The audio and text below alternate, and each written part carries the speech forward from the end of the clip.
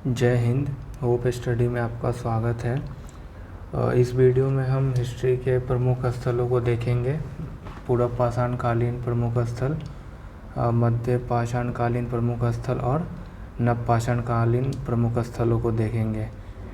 तो हम सबसे पहले पूर्व पाषाण कालीन स्थलों को देखते हैं। इसकी शुरुआत हम उत्तर प्रदेश से कर रहे हैं। थोड़ा सा मैं इमेज को, मैप को थोड़ा जूम कर लूँ। इसमें हम एक एक स्टेट में देखेंगे कि वहाँ का कौन सा जगह फेमस है और क्यों फेमस है।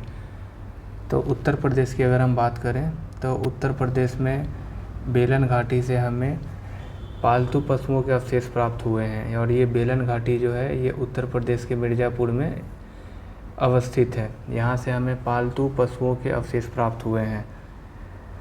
बात करें मध्य प्रदेश में तो मध्य प्रदेश के भीमबेटका से हमें आदि मानव का निवास स्थान मिला है, और ये जो भीमबेटका है इसको 2003 में यूनेस्को की विश्व धरोहर में इसको शामिल कर दिया गया है।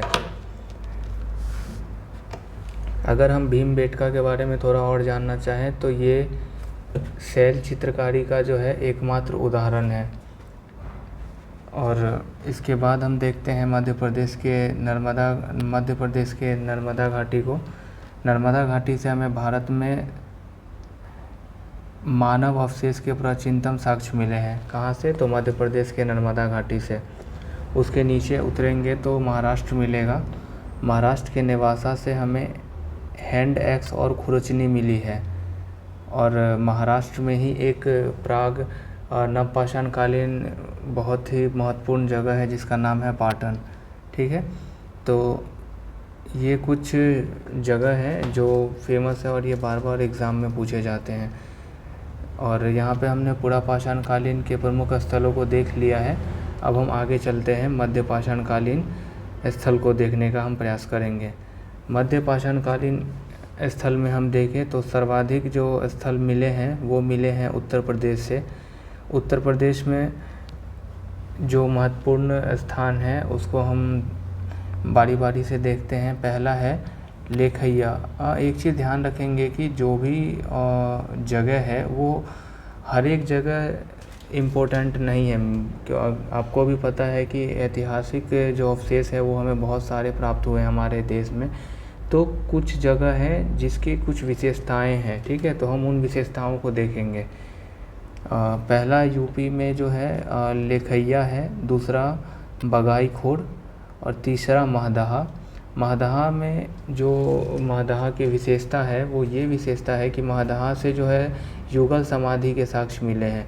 और यहाँ पे जो था सो मेल और फीमेल दोनों की जो समाधि थी वो हमें एक साथ मिली है। कहाँ से? उत्तर प्रदेश के महदहा से। आपको लोकेशन पता होगा कि ये जो स्टेट है ये उत्तर प्रदेश है। ठीक है,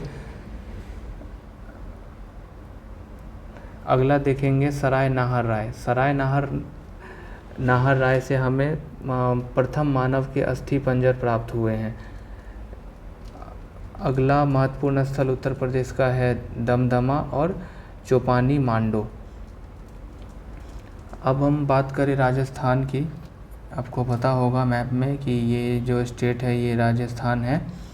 राजस्थान में दो महत्वपूर्ण स्थान हैं जिसमें पहला तो तिलवारा है और दूसरा है बागौर। राजस्थान के बागौर से जो है हमें शवों को जो है सुनियोजित ढंग से जो है दफनाने की विधि मिली है। मतलब मध्य पाषाण काल में राजस्थान के बागौर में शवों को एकदम सुनियोजित ढंग से दफनाया जाता था। इसके साक्ष्य हमें प्राप्त हुए हैं। अगला स्टेट हम बात करें मध्य प्रदेश, तो मध्य प्रदेश से हमें दो प्रमुख मध्य पाषाण कालीन स्थल मिले हैं। वो पहला है पंचमढ़ी और दूसरा है आदमगढ़। ठीक है, और गुजरात में अगर हम बात करें तो गुजरात का मध्य पाषाण कालीन स्थल जो है वो है लंगनाज।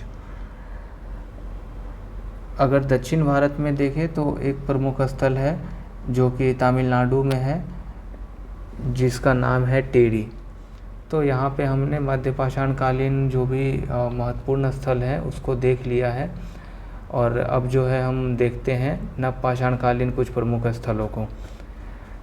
नव पाषाण कालीन प्रमुख स्थलों की बात करें तो बहुत ही फेमस जगह आपको बस याद रखनी है, क्योंकि मैंने आपको पहले भी बताया है कि सारे जगह महत्वपूर्ण नहीं है, कुछ जगह है जो महत्वपूर्ण है, परीक्षा उपयोगी है। तो जम्मू कश्मीर के बुर्ज होम से हमें मनुष्य के साथ पालतू कुत्ता का अवशेष प्राप्त हुआ है, और जम्मू कश्मीर का ही एक फेमस नवपाषाणकालीन स्थल है जिसका नाम है गुफ कराल। मेहरगढ़ कहाँ है, तो ये पाकिस्तान में है, और मेहरगढ़ से हमें मिला है प्राचीनतम साक्ष्य, अस्थायी जीवन के साक्ष्य मेहरगढ़ से हमें प्राप्त हुए हैं। अगेन हम यूपी की बात करें तो यूपी में 2 जगह महत्वपूर्ण है नवपाषाणकालीन स्थल, जिसमें पहला है महदहा या पंचोह और दूसरा है कोल्डीवा। कोल्डीवा से एक चीज़ आप याद रखेंगे कि कोल्डीवा से धान की खेती के प्राचीनतम साक्ष्य हमें यहाँ से प्राप्त हुए हैं। नेक्स्ट स्टेट अगर हम देखें तो वो है बिहार, और बिहार के चिरांद से हड्डी के उपकरण हमें प्राप्त हुए हैं। तो यही कुछ प्रमुख स्थल थे जो नवपाषाणकालीन स्थल से हमें डिफरेंट स्टेट से या डिफरेंट जगह से हमें ये सब चीज़ें प्राप्त हुई है या इसके अवशेष मिले, हम ये कह सकते हैं। देखिए, इन सब चीज़ों को मैं एक मैप में भी समराइज़ कर सकता था, लेकिन अभी हमने इसे पूरा पाषाणकालीन, मध्य पाषाणकालीन और नवपाषाणकालीन स्थल के रूप में देखा है, और एक हम सेपरेट वीडियो लाएंगे जिसमें सारे जो इम्पोर्टेंट जगह हैं उसको मैं मैप में कवर करने का कोशिश करूँगा। जैसे कि एक ही मैप में सब कुछ होगा, पूरा पाषाणकालीन स्थल, मध्य पाषाणकालीन स्थल और नवपाषाणकालीन स्थल। उसमें हम ऊपर से टॉप से देखते चलेंगे कि जैसे कि बुर्ज होम हो गया, फिर उत्तर प्रदेश में ही बहुत सारी जगह है जैसे कि कोल्डीवा हो गया। इन सब चीज़ों को हम एक मैप में समराइज़ करेंगे। इसमें मेरे को विशेषता एक्सप्लेन करनी थी, इसीलिए मैंने यहाँ पे डिफरेंट मैप का यूज़ किया है, और आगे जो वीडियो मिलेगी उसमें आपको एक ही मैप में सारे सेपरेट स्थानों का लोकेशन बताया जाएगा। धन्यवाद। जय हिंद।